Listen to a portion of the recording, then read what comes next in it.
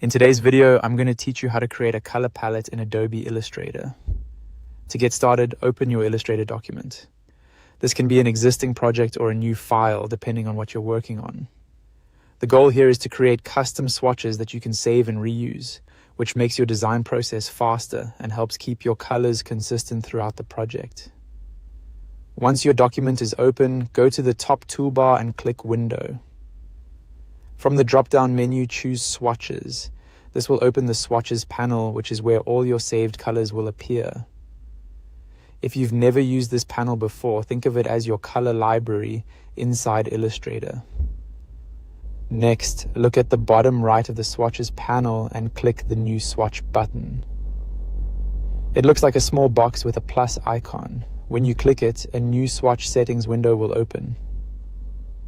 This is where you'll define each color in your palette. Start by entering a name for your swatch. Giving each color a clear name is helpful, especially if you're building a palette with several shades or brand colors. After that, choose the color type. You can select either process color or spot color, and if needed, you can also check the global option. Global colors can be especially useful because they make it easier to update that color across your design later. Then choose a color mode. Illustrator gives you several options, including grayscale, RGB, ASB, CMYK, lab, and WebSafe RGB. The best one to choose depends on your project. For example, RGB is commonly used for digital work, while CMYK is typically used for print. After selecting the color mode, adjust the color values to create the exact shade you want.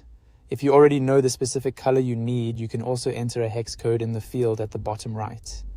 When everything looks right, click OK. Your new color will be added to the swatch tiles in the panel.